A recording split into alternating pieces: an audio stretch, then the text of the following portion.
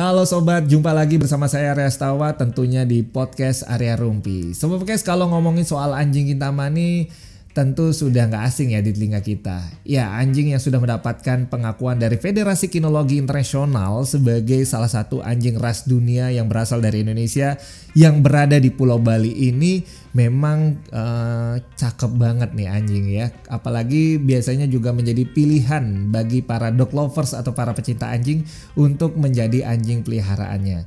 Nah, di balik itu semua ternyata anjing ini juga punya kisah yang unik dan spesial di masa lalunya. Ya, anjing purba ini memang menjadi sesuatu yang spesial di tempat asalnya, yaitu di Desa Sukawana, Kecamatan Kintamani. Karena kisah dari masa lalunya. Memang seperti apa sih kisahnya? Berikut obrolan saya dengan arkeolog Bali, yaitu Bapak I Gusti Suwarbawo, yang akan mengulas lebih banyak bagaimana sih sejarah dari anjing Kintamani ini. Simak berikut ini. Berkait dengan anjing Kintamani yang sering dia katakan ya seperti terkesan berkeliaran itu, ya juga bisa jadi berkait erat dengan cerita rakyat yang berkembang di daerah sana. Salah satunya yang juga terkenal di daerah Sukawana, yang juga merupakan sentral daripada anjing Kintamani. Sebenarnya anjing Kintamani itu kan sebenarnya anjing Sukawana itu sendiri. Oh, anjing Sukawana. Ya, yang di Sukawana akhirnya juga meluas kepada desa-desa yang ada di sekitarnya, yang di Kecamatan Kintamani. Tapi yang lebih fokus itu yang dimaksud dengan anjing Kintamani adalah anjing dari desa Sukawana. Asal muasalnya berarti dari desa Sukawana begitu kayak sifat-sifat aslinya yang sudah terkenal itu disebutnya adalah dari Sukawana. Nah, berkait dengan terkesan anjing Sukawana atau anjing Kintamani itu di tempat-tempat di jalan ataupun bahkan di beberapa pura itu juga ini kayaknya juga tidak terlepas dari cerita rakyat yang berkembang di sana yang tentang keberadaan anjing yang bernamanya disebut dengan belanguyang, yang salah satu dengan ciri adalah entah itu bulunya hitam, coklat, tetapi ujung ekornya itu putih. Nah, berkaitan dengan belanguyang ini dengan raja, entah rajanya entah siapa, tapi yang disebutkan raja. Jadi ya cerita yang berkembang di sana, raja mempunyai anjing piaraan yang namanya belanguyang dan juga dengan keris yang disebut dengan tanda langlang. Nah, keris tanda langlang ini dia dikatakan dipercaya oleh dalam cerita itu adalah bisa bergerak sendiri. Nah, kemudian anjing si belanguyang itu sangat setia menjaga raja. Nah, terus dengan melihat posisi daripada anjing belanguyang itu yang menjadi kesayangan raja, nah para binatang lain, nah ini yang namanya cerita rakyat kan itu juga binatang lain itu semua pada takut. Jadinya ketika anjing belanguyang itu menggonggong, semua binatang lainnya jadinya dia takluk. Nah, sekarang oleh para binatang-binatang dicari upaya bagaimana memperdaya untuk mengalahkan belanguyang itu. Nah, terus disinilah nanti dia terenggiling bersama dengan landak itu dah mencari akal bagaimana caranya untuk memperdaya anjing si belanguyang itu. Nah, belanguyang ketika raja sedang tidur ya dijaga oleh belanguyang, di sanalah diganggu oleh landak dan terenggiling. Ya, terus karena akibat gangguannya itu si belanguyang terkejut mengeluarkan gonggongan yang keras. Nah, kemudian keris daripada raja yang tanda langlang dengan otomatis dengan sendirinya dia keluar akhirnya membunuh daripada belanguyang. Nah, tetapi belanguyang sendiri juga tentu juga sudah mempunyai keturunan anjing-anjing di sana yang disebut dengan Supanyut. Nah, itu di sana di Kintamani itu termasuk Sukawana pantang orang memelihara atau merumahkan anjing dengan ciri-ciri dengan ujung ekornya putih sehingga diliarkan. Artinya dilepas liarkan, tidak berani yang mengaku ini milik saya, tidak sudah itu karena dianggap adalah unen-unen dari betara, jadinya ya beliau penguasa di sana gitu. Sehingga di beberapa pura itu di Kintamani, ya khususnya daerah Sukowana, terkadang di Pura Balai Agung, bahkan sampai pura yang jauh dari lokasi pemukiman di pusatnya di Pura Bantas itu juga ada anjing. Nah, anjing itu tidak bakalan diganggu oleh masyarakat karena ada kepercayaan bahwa anjing itu adalah anjing sebagai unen-unen berharga. Unen-unen ini apa nih Pak? Sebagai penjaga. Penjaga, oke. Penjaga. Kalau dari cerita tadi anjing belang uyang inilah sebenarnya cikal bakal yang disebut dengan anjing Kintamani begitu Pak. Ya. Oke.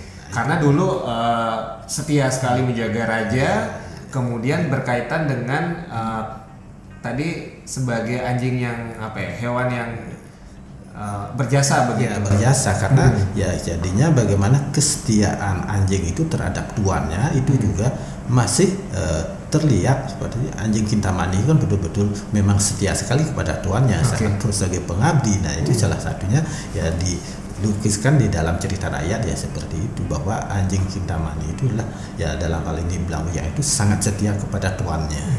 Walaupun terbunuh oleh keris tuannya sendiri karena gangguan terenggiling dan landak tadi begitu kan. Tapi dia juga kan mempunyai keturunan yang disebut dengan asuh panjutnya itu.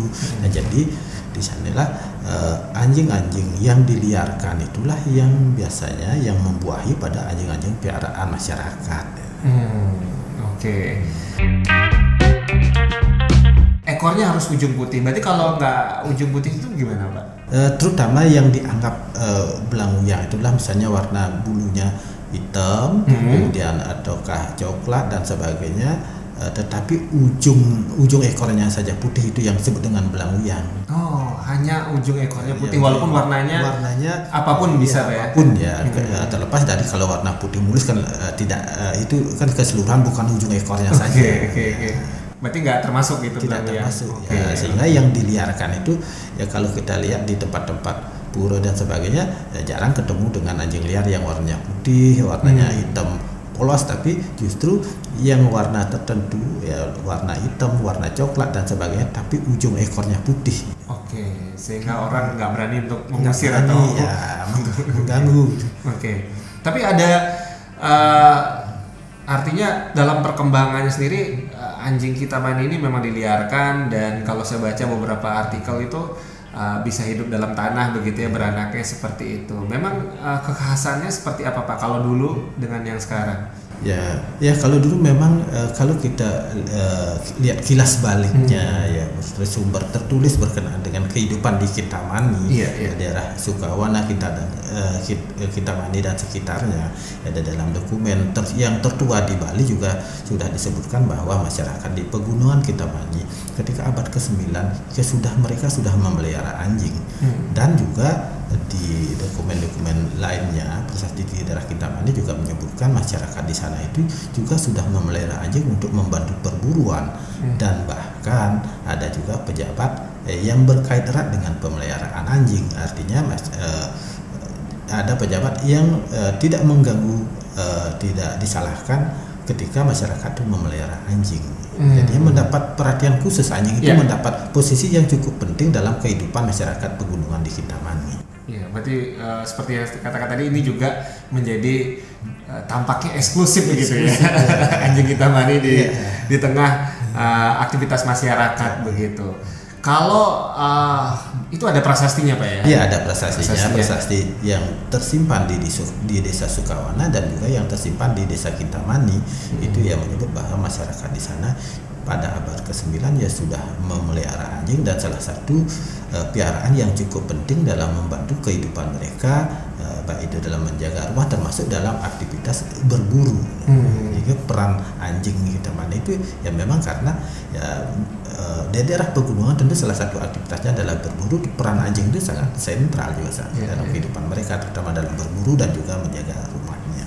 Itu pada masa lalu Pak ya, untuk berburu. Mungkin kalau sekarang mungkin udah nggak terlalu ya, karena aktivitas masyarakat juga sudah berbeda. Lalu saya juga sempat mendengar nih Pak, kalau anjing Kintamani ini sering dikait-kaitkan gitu dengan percampuran dengan ras lain atau seperti apa. Bagaimana Pak Gusti Suwarbawa melihatnya nih? Ya, kalau dalam hal ini saya belum berani mengatakan. Tentu sesungguhnya ada ranah teman-teman yang bergerak di dalam bidang peternakan, dalam kedokteran hewan. Tapi dalam hal ini ya jangan lupa juga bahwa daerah Kintamani dari dulu itu adalah daerah sebagai daerah yang di samping pertanian juga dengan perekonomian. Perekonomian dalam artian mereka juga di satu sisi menghasilkan beberapa komoditi pertanian seperti bawang merah, bawang putih, kapas dan sebagainya yang merupakan salah satu komoditi perdagangan baik lokal di sana, termasuk juga dengan daerah-daerah lain, termasuk juga sampai dengan ke pesisir utara.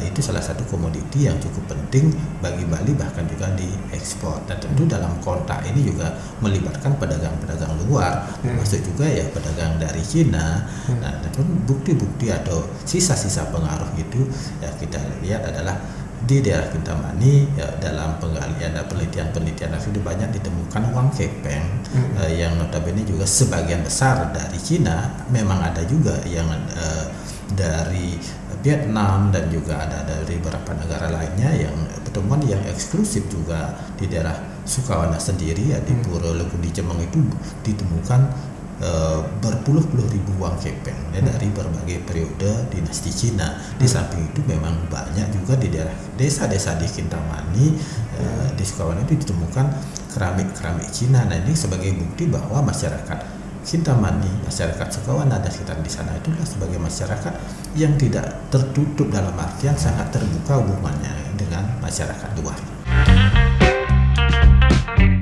Pada perkembangannya sendiri, masihkah anjing Kintamani ini tampak eksklusif kalau Bapak melihat dari kondisi yang sekarang? Saya kira anjing Kintamani itu tetap eksklusif karena ketika dibawa di daerah luar belum tentu sifat aslinya masih seperti itu. Jadi ada perubahan-perubahan, dia cepat beradaptasi. Ketika sudah hidup keluar dari Kintamani, sudah keluar dari Kintamani akan ya terjadi perubahan fisik dan juga sifatnya juga, karena itu terpengaruh juga lingkungan. Tetapi ya masih juga terbawa, hanya saja tidak murni seperti ketika hidup di lingkungan aslinya. Oke. Kalau ingin lihat aslinya berarti harus setidaknya di Desa Sukawana, Pak ya. Kalau memang karakter asli dari anjing Kintamani ini, Pak ya. Wah, menarik banget ya sobat ya, terutama bagi para pecinta anjing nih. Ternyata kalau ingin tahu sifat atau karakter asli dari anjing Kintamani, coba datang ke Desa Sukawana nih. Cuman kalau memang eksklusif di masyarakat di sana, kalau misalkan saya nih Pak, orang luar Kintamani, boleh nggak sih kalau memiliki istilahnya mengambil gitu kalau dari pandangan masyarakat di sana gimana Pak? Ya kita ya bisa saja, apalagi sekarang kan sebagai salah satu komoditi, komoditi yang sudah terkenal ya, anjing Kintamani. Tentu ya kalau yang mencari itu ya yang asli, dalam artian diberi label itu adalah anjing yang memang di daerah Sukawana, karena sifat-sifat anjing yang di Desa Sukawana dengan desa sekitarnya belum tentu sama. Justru yang aslinya itu adalah di daerah Sukawana. Gimana sobat? Unik kan kisahnya? Wah, dan mungkin makin membuat kita makin suka nih dengan ras anjing yang satu ini ya, terutama bagi sobat podcast yang memang pecinta anjing atau dog lovers. Nah, bagi yang penasaran bisa langsung nih datang ke Desa Sukawana untuk melihat langsung seperti apa sih anjing Kintamani ini, dan apakah iya seperti dalam ceritanya yang tampak diceritakan ya, anjing yang setia, pemberani, dan berbagai kisah uniknya. Langsung aja ya datang ke Desa Sukawana. Dan bagi sobat yang sudah meliharanya sendiri, silakan sampaikan di kolom komentar tentang anjing Kintamani ini sendiri. Oke, sekian dulu obrolan atau cerita saya di podcast Area Rumpi episode kali ini. Sampai jumpa di episode berikutnya.